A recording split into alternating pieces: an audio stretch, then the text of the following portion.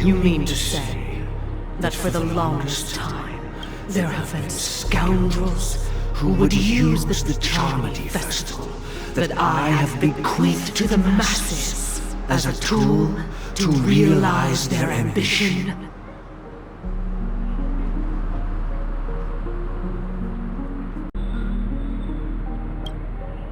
Indeed, Dream Master.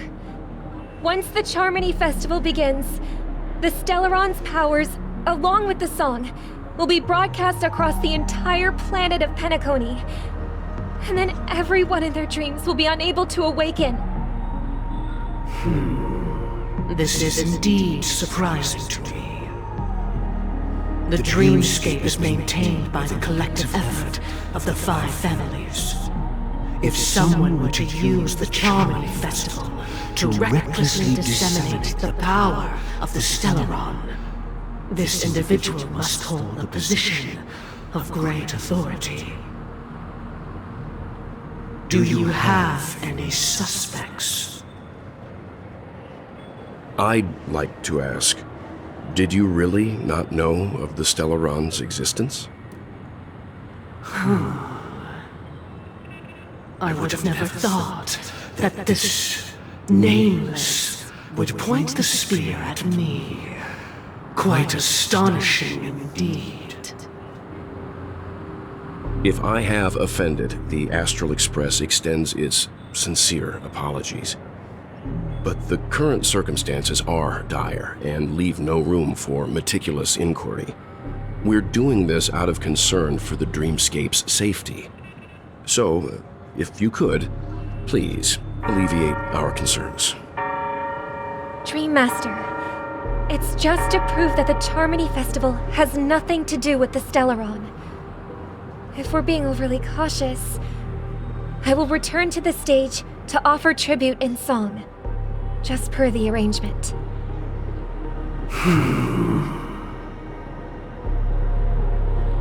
Sunday, Robin. I've watched you two grow up, and know your dispositions like the back of my hand.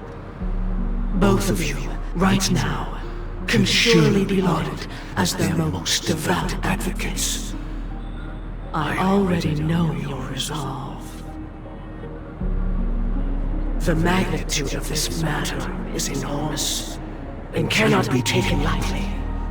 Since Mr. Yang has asked with such earnestness, I will personally respond in kind. If there is a need, the entire Oak family will be mobilized to heed your call. Sunday, might I ask you to beseech them to cast their light unto me, and question me in their stead, so that no lies may be concealed? I will do as you command. Robin, could I entrust you to be present as a witness, to document the truth, and to proclaim my innocence, so that all slander may be utterly dispelled? I will do as you command. May thy will be carried out on earth, just as it is in the heavens. Oh, triple-faced soul, please sear his tongue and palms with a hot iron, so that he will not be able to fabricate lies and make false vows. Let us begin. There is nothing else to prepare. Understood. Question. Have you devoted your life to your god, never worshipping other gods? Naturally. Do you love your god as you do yourself, always heeding their admonishments? Naturally. Have you strayed from the path expected by your god, betraying their name? Never. Have you ever been inordinate with your asks of your god, coveting more than the foundation of the creation itself? Never. Then, a final question.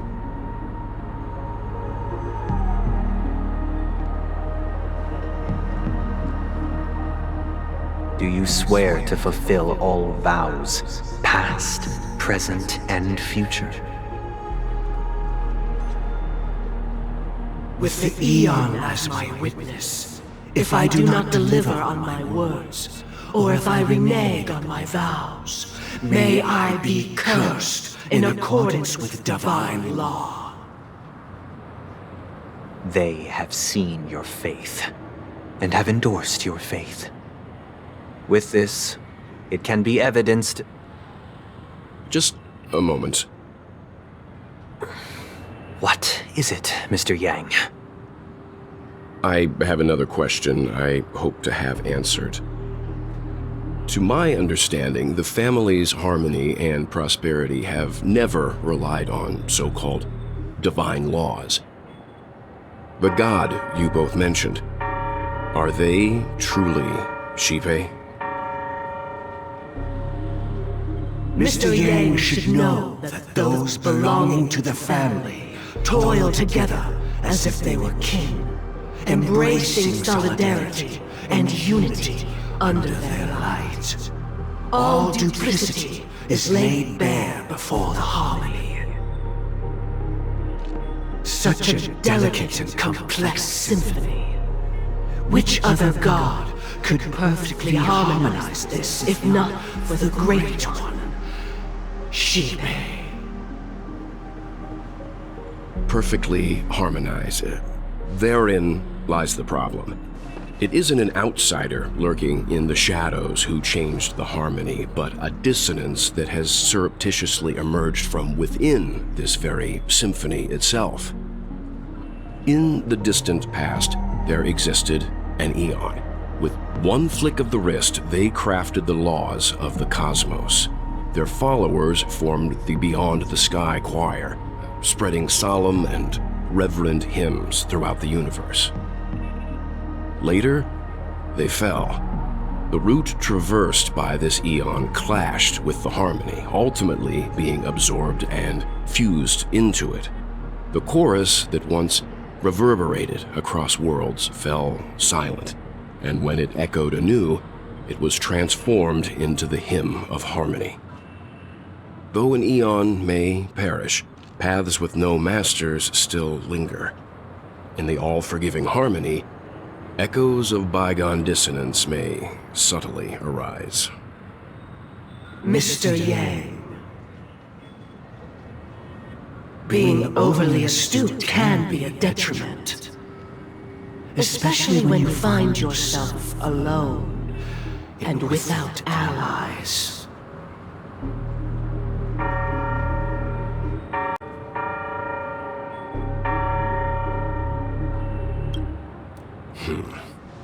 So this is how it is. For the sake of our grand cause someday, please afford these two an opportunity to rest. What?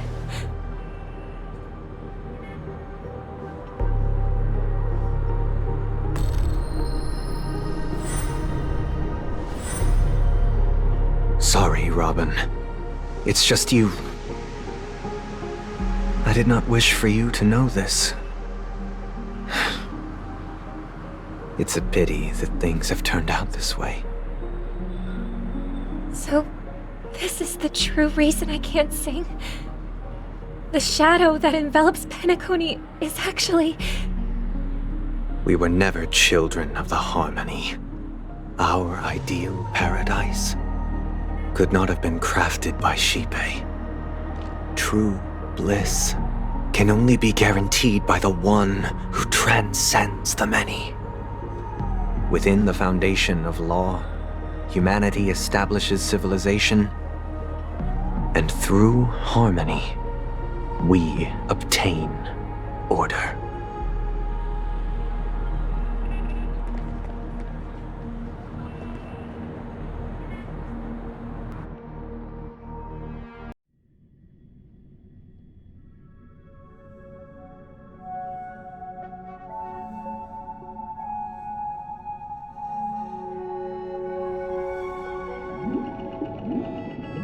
Unbelievable.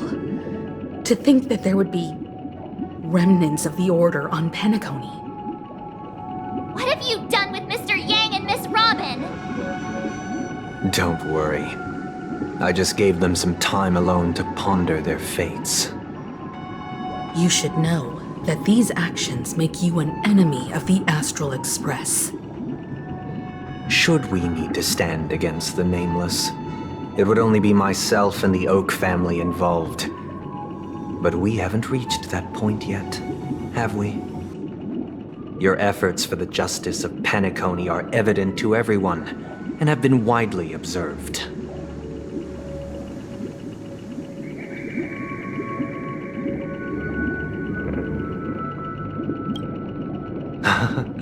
Patience is a virtue. However, I won't hold it against you. On the contrary, I'm here to make my intentions clear.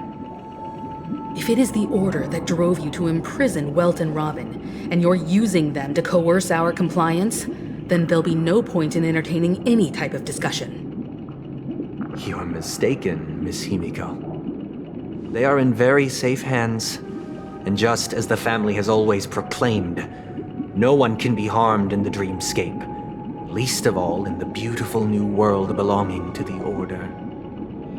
Peniconia and the entire universe have witnessed far too much innocent bloodshed. The strong wield their blades against the weak, and the victors push the vanquished to the brink of life. Natural selection. The world abides by this principle, establishing the well-being of humanity atop the corpses of the downtrodden. Only we, or rather, I, possess the power to put an end to this farce. So you've decided to resurrect a dead Eon? No one's ever done such a thing. If Miss Himiko is interested, let's draw back the veil and speak candidly. I've always firmly believed that people can understand one another through peaceful means. I'm willing to divulge the unembellished truth as to the intentions of the Order's Pathstriders, so that you will make better judgment for the Astral Express, for Peniconia, and for this stretch of the universe. Words can hardly do justice to the beauty of that ideal. So, come with me, everyone. Let us retrace our steps and see once again where this road leads.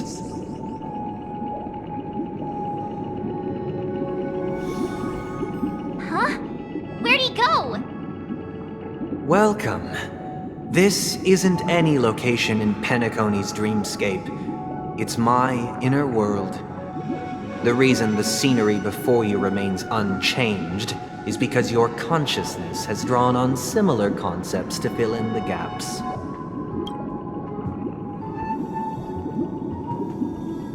Did you do the same to Welt?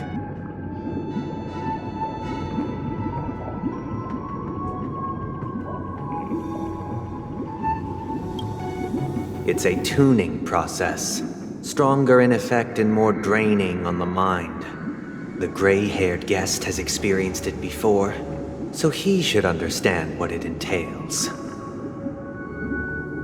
Tuning allows you to intuitively grasp my feelings, which also means that I cannot hide anything from you. Now, everyone, please look at the huge screen. The road we once took begins here. From this point on, you will witness the numerous decisions I've faced. I've selected a portion of these to share with you. I believe after going through similar predicaments, you'll be able to better understand my thoughts. Let's begin. The first decision. A story about a baby bird. This story happened when Robin and I were very young. We were victims of the Stellaron disaster, and the family's Mr. Gopher Wood, who would later become the Dream Master of Peniconia, saw that we siblings had no one to turn to and took us in.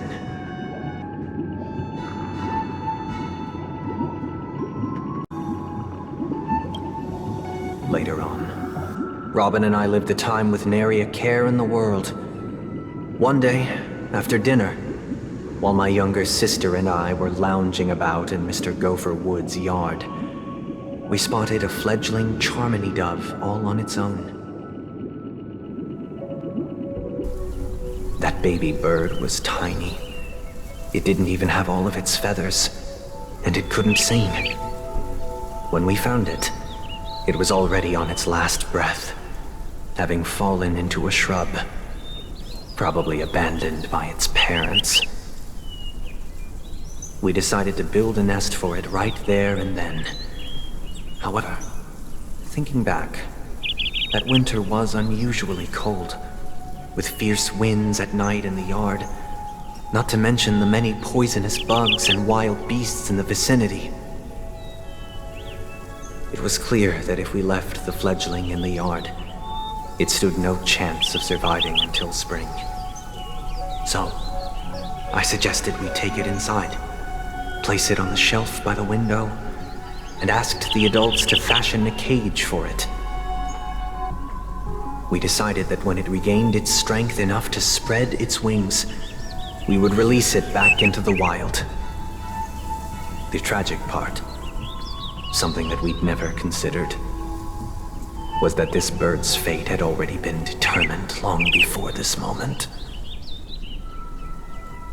Its destiny was determined by our momentary whim. Now, I pass the power of choice to you all. Faced with this situation, what choice would you make? Stick to the original plan and build a nest with soft net where the Charmony dove fell. Or build a cage for it and feed it, giving it the utmost care from within the warmth of a home. I eagerly await your answer.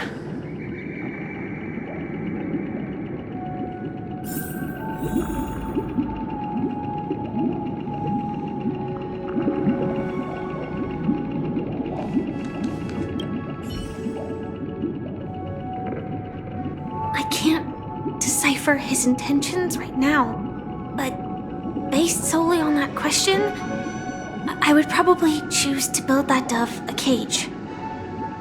Even if I was gonna release it back into the sky, it'd have to be strong enough to fly first. If I left it where I found it, I fear it'd never get the chance to fly ever again.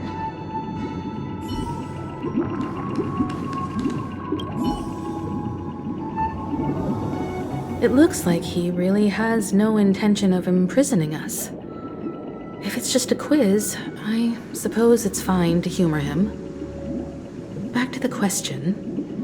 I would personally choose to build the little Charmony dove a cage. No special reason. I do think that a fledgling should have the right to fly into the sky. But if it can't even live to that point, then there's nothing to talk about to begin with.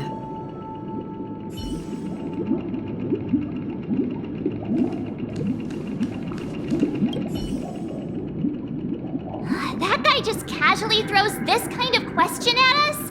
What exactly is his deal? But fine, I'll answer, I guess. If it were me, I guess I'd choose to build a cage for the little Charmony dove. After all, leaving it there, it's bound to get hurt by wild animals or something. And that'd just be too sad.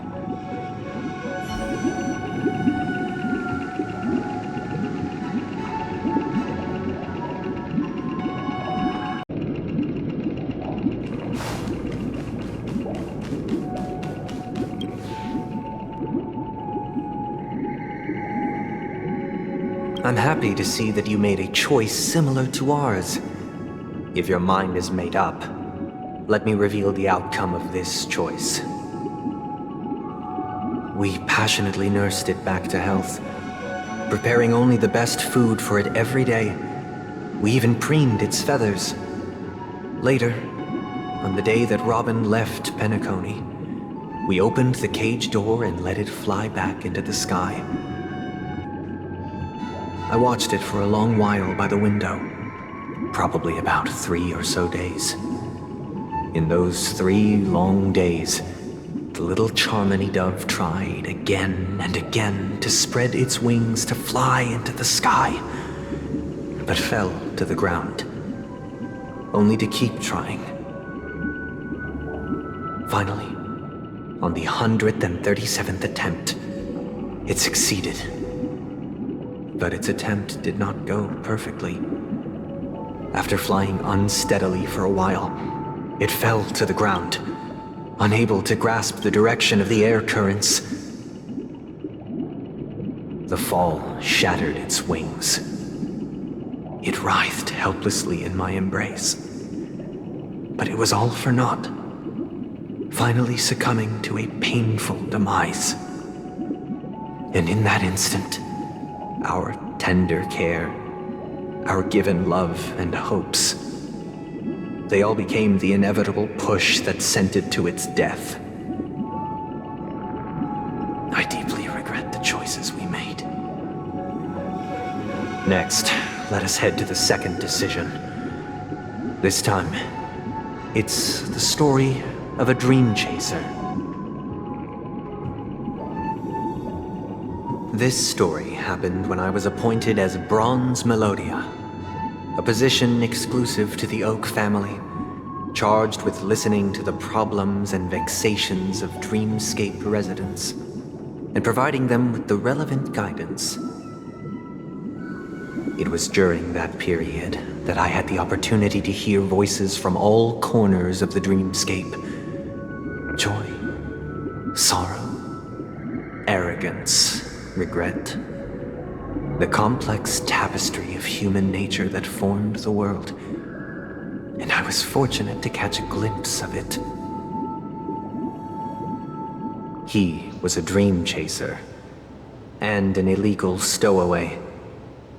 Just like the rest of them, he came to Peniconia in search of a better life, except that, to most people, the price he paid, I suppose you could say it was everything.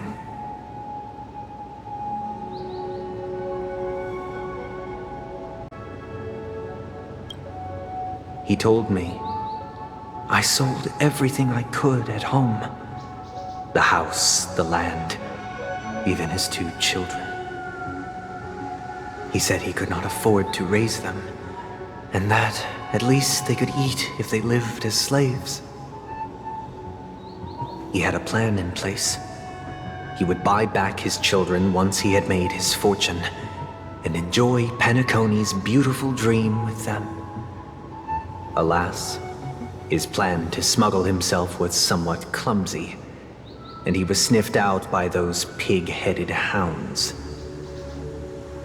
After hearing the Dream Chaser's story, I immediately appealed to the Bloodhound family to cease their pursuit.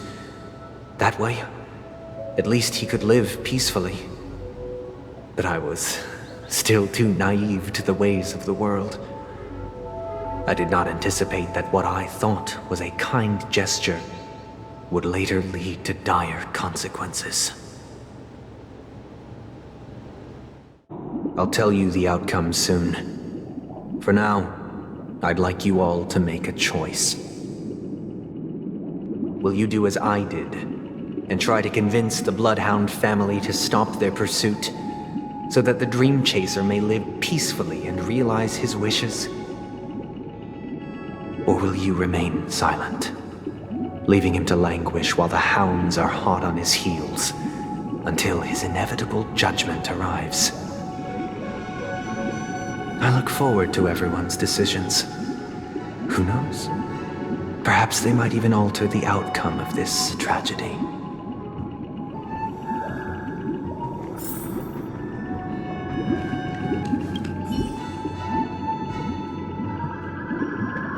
A Dream Chaser story. If I acted out of kindness, I would probably ask the Bloodhounds to stop their pursuit and lend him a hand. But what cruel repercussion would this choice result in?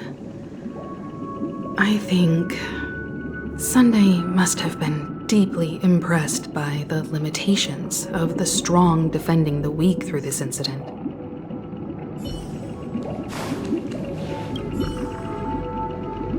It seems illegal stowaways are really quite common on Peniconia. But he sold his kids to chase a dream. Even if he intended to go back for them, it's still insanely irresponsible. With that thought, there's only one choice. Let the Bloodhound send him back home. This person deserves to be punished.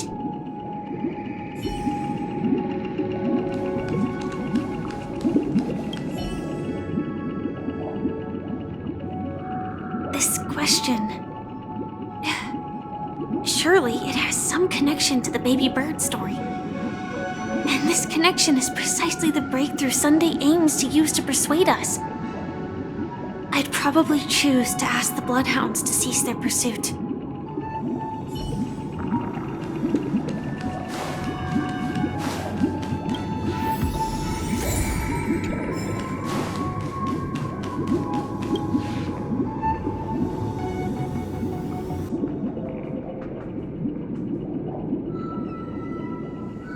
I'm honored to witness you arriving at the same decision.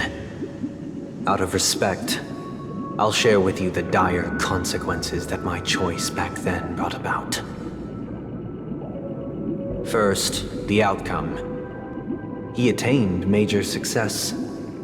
After avoiding capture, he ran a business for a few years, very quickly making a name for himself, elevating his status.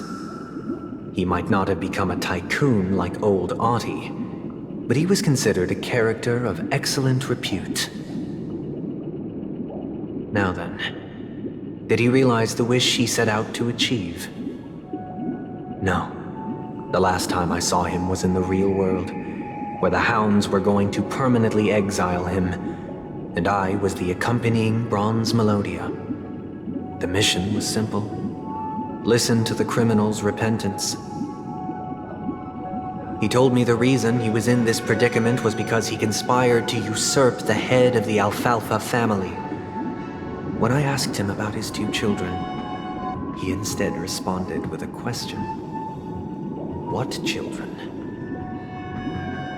In the end, my heart aligned with the harmony, and the good deed I dared to undertake held no value, turning instead into a wrongdoing. It created a lamentable oppressor and countless oppressed individuals.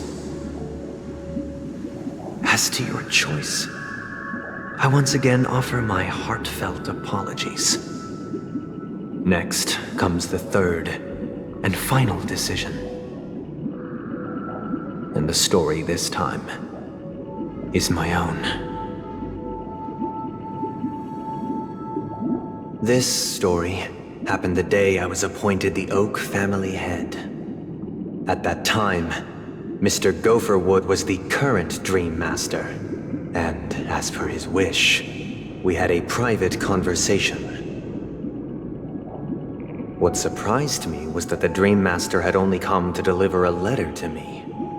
He let me read its contents, and it was a letter from my sister. The letter contained the usual pleasantries, anecdotes from her travels, nothing out of the ordinary. Just as I started wondering how this letter related to our discussion, the Dream Master began to speak.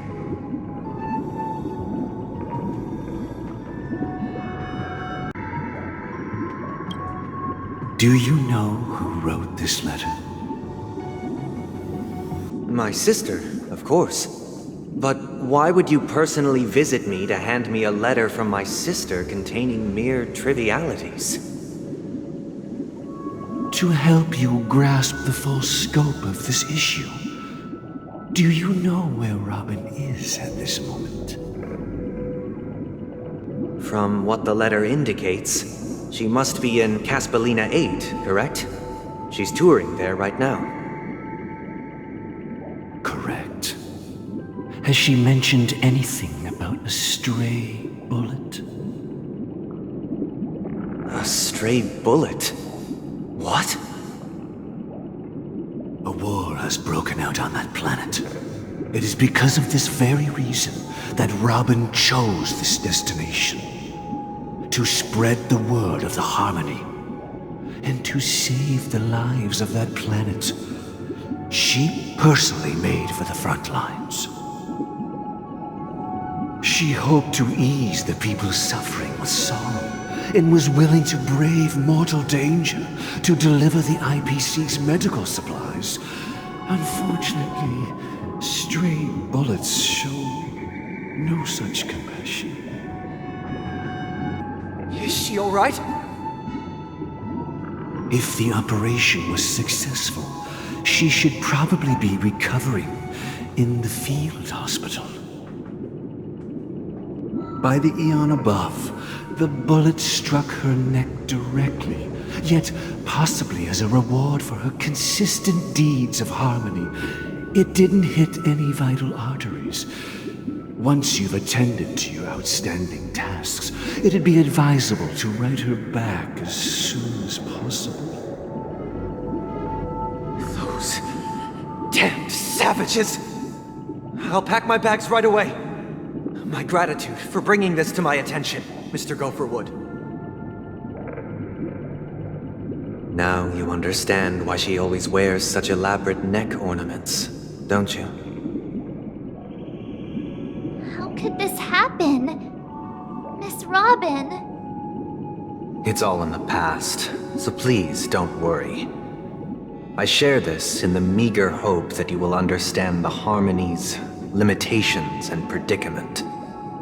As grandiose as the strong defending the weak sounds, many times, it is nothing more than wishful thinking. Likewise, I've prepared one last question, one last choice. But rest assured, this choice will not have any grave consequences.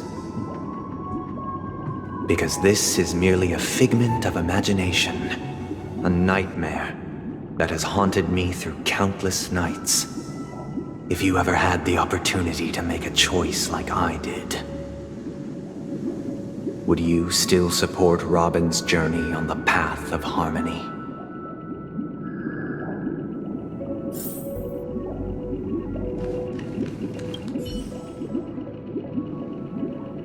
I often feel like I've dreamt of similar scenes on certain nights. In the dream, I see blurry faces. I don't know who they are, but I sympathize with all of them, fighting for survival against some unfathomable force. Their confusion and fear are lucid to me, but I also remember they chose never to give up. Just like Miss Robin. If Mr. Sunday's question leaves you puzzled, you should find the answer from your own experiences. With each trailblaze, dangers and tribulations will surely follow. But would you ever back away? Would you stop March and Don Hung from reaching their next destination? I believe you have an answer of your own in your heart.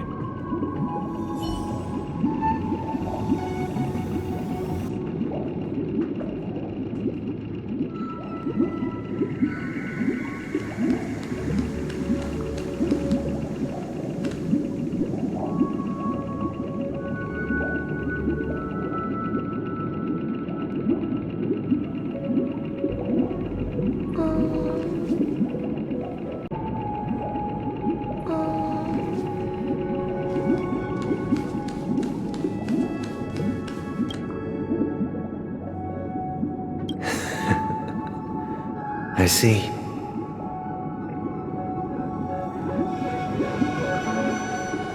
I am now aware of everyone's stances. Raising these questions merely serves to illustrate one point. The plight of Peniconia cannot be salvaged by the Harmony. The true foundation for a sweet dream paradise can only be established through the order where the strong govern the weak. I know the suffering of being tormented, the turmoil of losing your way, how sorrow and even despair set in when matters don't work out. All of this causes me unending pain, because this is not what happiness is at all. We must teach the weak how to live a happy life. And this life isn't some noble propriety that the upper crust preaches, but in definitive terms, a way of survival that belongs to everyone. So what is your definition of living a happy life? Good question. Human consciousness is fundamentally an illusion, a cage known as self-worth. People lured in by this illusion make mistakes, yet still ask that external influences bear the burden.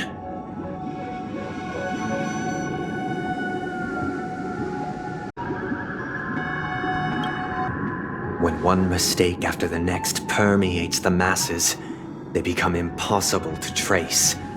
Thus, the amassing of these individual cages culminate to form a prison. A place dictated only by the rule of survival of the fittest. Nature is always accompanied by predation and sacrifice. Its antithesis is known as order. That is what I want to do. Unite people's happiness under the banner of order. They won't need to make bitter choices any longer, nor face the weaknesses of humanity. They can cast aside their primal instincts to build a haven for mankind. Simply describing thoughts is far too abstract, so allow me to provide a simple example. As you all may know, there are societal norms like weekends and long weekends that exist on some worlds. During these hard-earned rest days, people are given the chance to extricate themselves from the stresses of everyday life, allowing a certain tranquility to return to their souls. And it is only on these days that people do not have to adhere to the law where the strong prey on the weak. They can live out their lives happily during these brief intermissions. It's just a pity that 2 or 3 days are still too fleeting compared to the span of a lifetime. From where I stand, society's ideal system should be 7 rest days. Following Sunday, there should ensue a second, a third, and indeed an infinite procession of Sundays. This should be the face of the new world. Idyllic, eternal, peaceful days. And thus, every person can return to their base selves in this utopia. Some gaze in reverence at the stars, pouring their whole beings into calculating the distance between us and the isolated world of Pagana.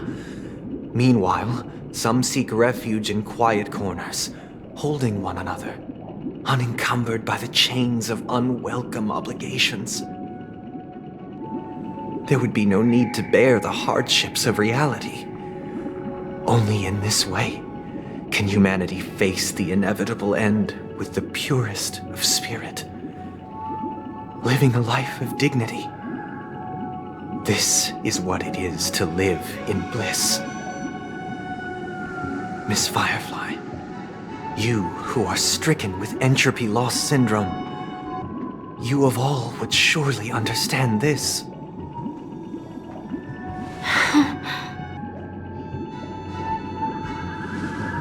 It sounds like a flawless theory.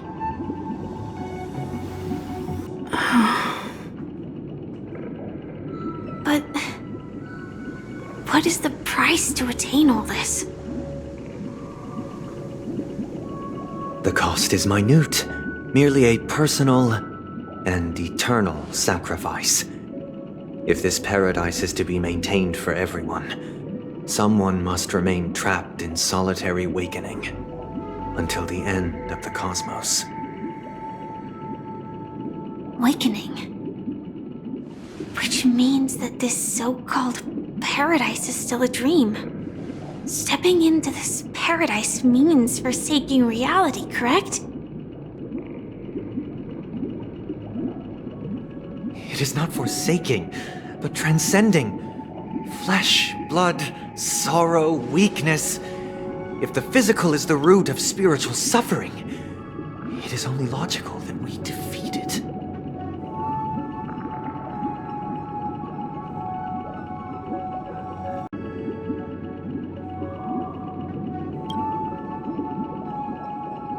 But in this supposed bliss, people won't have defeated their demons. The chance to overcome their tribulations would be forever lost to them. In other words, it is an escape. That's another way of understanding it. But there is no shame in escape. On the contrary, the seeds of escape exist in everyone's hearts. Don't you agree, Miss Firefly? And as to why we sleep, it is because we are afraid to awaken from our dreams. But this is not in conflict with the grand plan. Only in acknowledging this can we truly understand the frailty of human nature, and from there, show compassion and protection.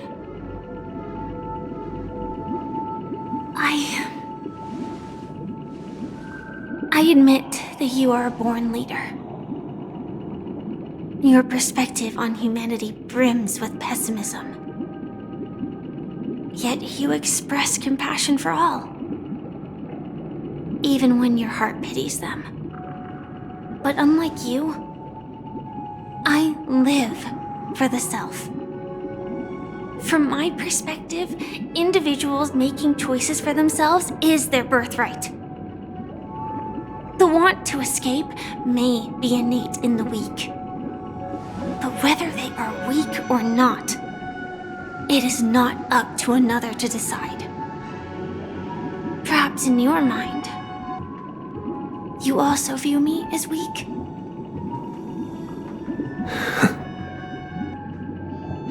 Because I don't think so. Since Miss Firefly has said her piece, the Astral Express will also naturally give you our answer. We'll leave it to you.